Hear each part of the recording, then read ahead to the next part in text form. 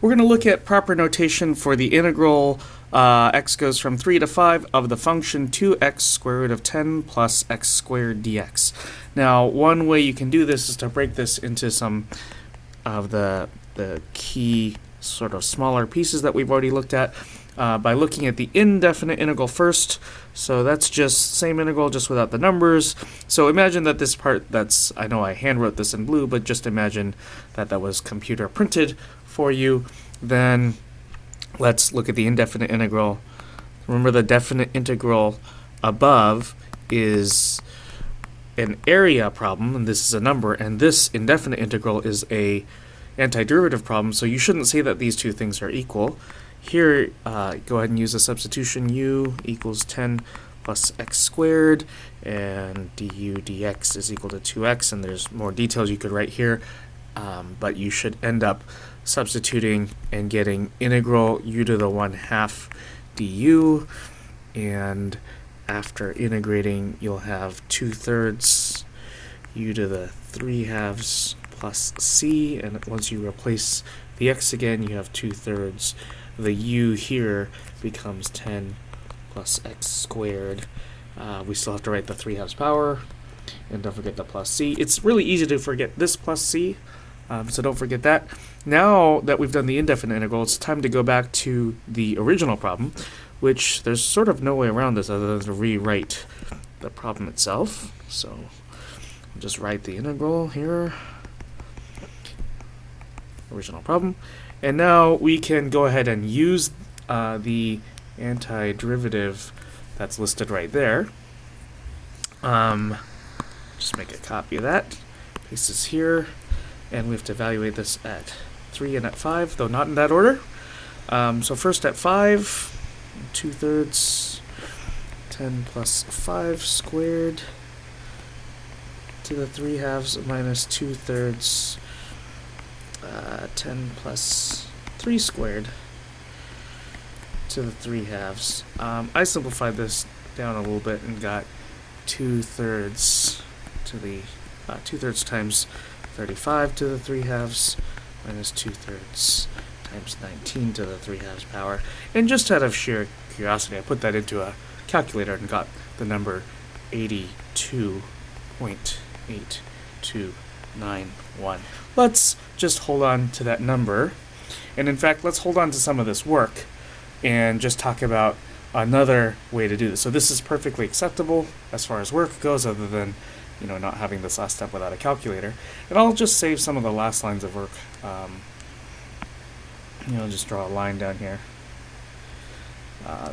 because here's another way you could do this. Another way you could do this would be to just take the pre-printed thing here and go ahead and do the conversions again here by saying that u is equal to 10 plus x squared and du dx is equal to 2x, and you can write down more things like du is 2x dx. But the other thing you're going to need to do if you're going to keep the definite integral is update the bounds. So if x is equal to 3, well, then you can plug in the 3 for the x and see that you're going to get that u really has to equal 19.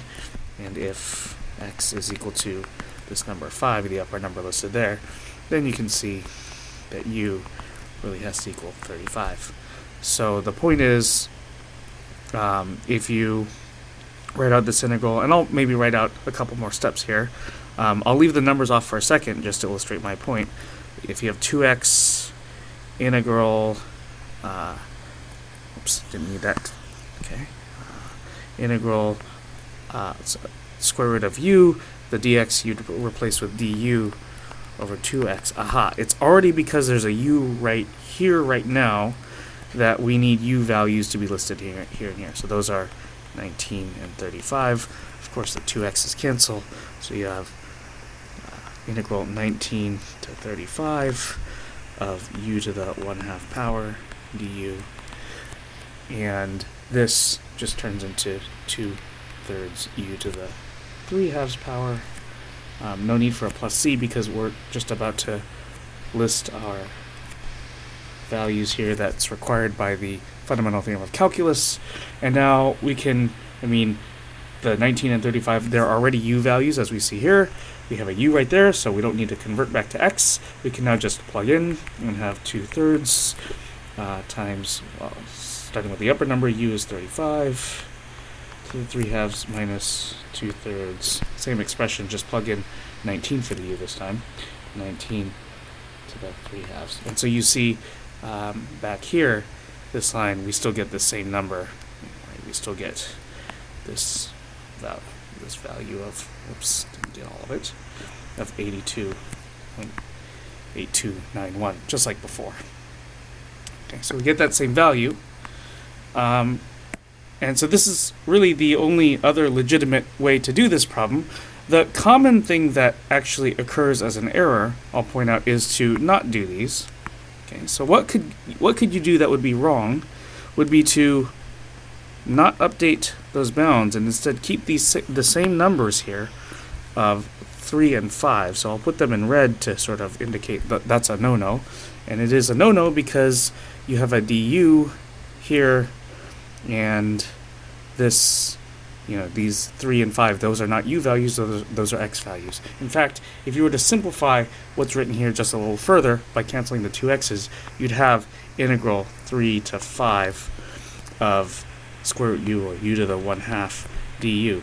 Now, if you were to just give this problem to somebody to do, they would not end up computing this number 82.8291. They just would not get that number. In fact, go ahead and try this integral on a separate sheet of paper with none of the rest of the information here. If you do this integral, in the end, you really ought to get the number 2/3 times quantity 5 to the 3/2 minus 3 to the 3/2. I mean, just give this integral to a friend, okay? And they ought to compute, if you do a decimal approximation in a calculator, you get 3.9895. And the problem is that these numbers are not the same. So please don't do it this way. If there's anything at all that you wanted to do here, really the option would be to do something like this, but I do think that this is going to waste a lot of time to write this way. Instead of putting the 3 and 5 there just on their own, what you can do that would make this legitimate would be to say, do something like, say, x is equal to 5, x is equal to 3. So now all of a sudden that's legitimate to do, so we'll make that unread. And you can keep going like this. Integral x equals 3, x equals 5. The two x's cancel, and you have square root of u, du. And you can keep going from here by now doing the integration with respect to the u that's listed. So you get, like before, the 2/3 u to the 3/2, no plus c. You need x. We normally have u values here, but we still just have x values, so writing the x equals a number to emphasize these are still x values.